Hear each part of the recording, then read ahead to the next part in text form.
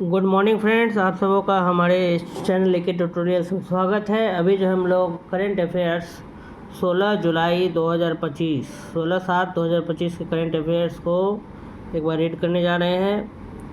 आइए देखते हैं। पहला है राष्ट्रीय खबर। यूपीआई पे नाउ का विस्तार हुआ। 13 और भारतीय बैंक सीमा पार प्रेषण नेटवर्क में शामिल हुए। NPCI national payment corporation of India international 17 जुलाई से 2025 से यूपीआई पे नाउ लिंकेज सेवा का विस्तार करने जा रहा है, जिससे भारत और सिंगापुर के बीच सीमा पार धन प्रेषण सेवाओं को और अधिक सुविधाजनक, सुरक्षित और किफ़ायती बनाया जा सकेगा। इस सेवा में अब 13 नए भारतीय बैंकों को जोड़ा गया है, जिससे कुल 19 बैंक अब इस प्लेटफॉर्म का हिस्सा बन गए हैं। यह पहल भारतीय रिजर्व बैंक RBI और सिंगापुर की मौद्रिक प्राधिकरण MAS द्वारा समर्थित एक व्यापक रणनीति का हिस्सा है। इसका उद्देश्य तेज, विश्वसनीय और कम लागत पर अंतर्राष्ट्रीय भुगतान को बढ़ावा देना है। पुरस्कार। राष्ट्रपति मुर्मू ने धर्मेंद्र प्रधान को कलिंग रत्न पुरस्कार 2024 से प्रदान किया। राष्ट्रपति द्रौपदी मुर्मू ने ओडिशा के कटक में आयोजित एक कार्यक्रम में केंद्रीय शिक्षा मंत्री धर्मेंद्र प्रधान को कलिंग रत्न पुरस्कार 2024 प्रदान किया। यह पुरस्कार समारोह सरला साहित्य संसद द्वारा आयोजित 15वीं शताब्दी की प्रख्यात ओडिया कवि आदि कवि सरला दास की 600वीं जयंती समारोह के दौरान आयोजित किया गया था। इस कार्यक्रम में सरला दास के साहित्यिक योगदान पर प्रकाश डाला गया और भारतीय भाषाओं एवं संस्कृति के प्रचार प्रसार का जश्न मनाया गया। साइंस। इजराइल ने अंतरिक्ष में संचार उपग्रह किया प्रक्षेपित।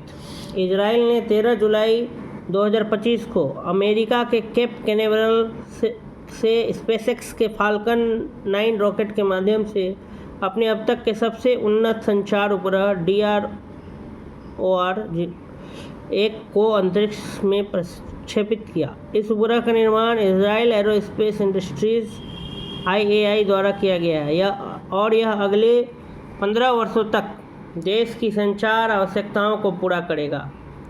यह लॉन्च इजराइल की अंतरिक्ष तकनीक के क्षेत्र में एक महत्वपूर्ण उपलब्धि है और यह दर्शाता है कि राष्ट्रीय संचार प्रणाली में अंतरिक्ष आधारित संरचनाओं की भूमिका तेजी से बढ़ रही है। अगला है अंतर्राष्ट्रीय।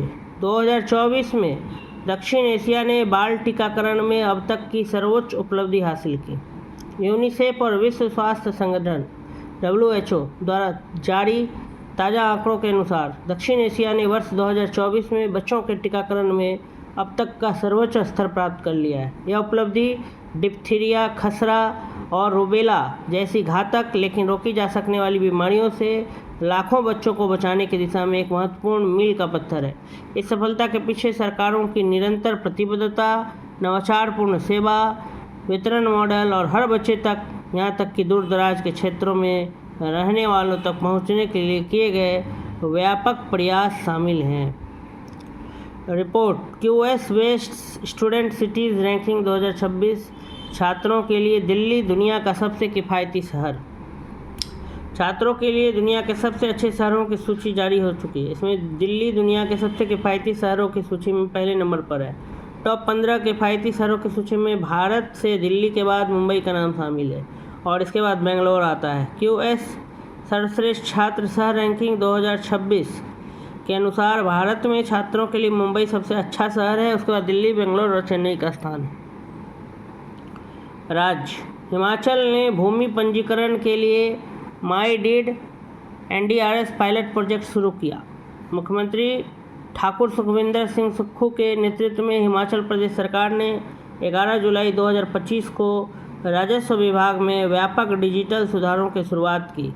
इस पहल की अगुवाई MyDeed NDRS national generic document registration system pilot project कर रहा है। इसका उद्देश्य भूमि पंजीकरण प्रक्रिया को आधुनिक बनाना, फिजिकल विजिट कम करना, सेवा वितरण में तेजी लाना और भूमि संबंधी कार्यों में पारदर्शिता बढ़ाना है। यह कदम राज्य की पेपरलेस, प्रेजेंसलेस और कैशलेस शासन प्रणाली की दिशा में एक महत्वपूर्ण प्रयास है।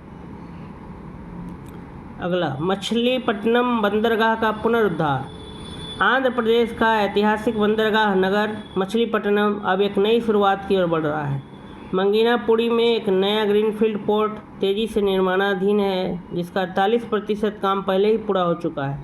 यह बंदरगाह 2026 के अंत तक चालू होने की उम्मीद है और इससे आंध्र प्रदेश और तेलंगाना दोनों राज्यों को आर्थिक विकास और रोजगार के नए अवसर मिलेंगे। मेघालय में बेहदीन खलम उत्सव मनाया गया।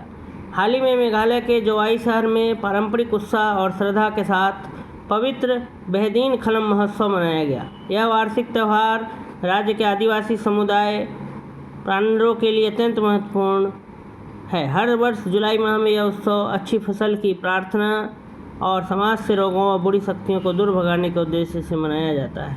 यह आयोजन समुदाय की पारंपरिक आस्था और धार्मिक पहचान नियामत्रे को जीवित रखने में भी सहायक है। अगला है, गोवा सरकार ने मंडोवी नदी पर रोरो फेरी सेवा शुरू की। गोवा सरकार ने 14 जुलाई 2025 को मंडोवी नदी पर भारत की पहली रोल ऑन रोल ऑफ फेरी सेवा का शुभारंभ किया।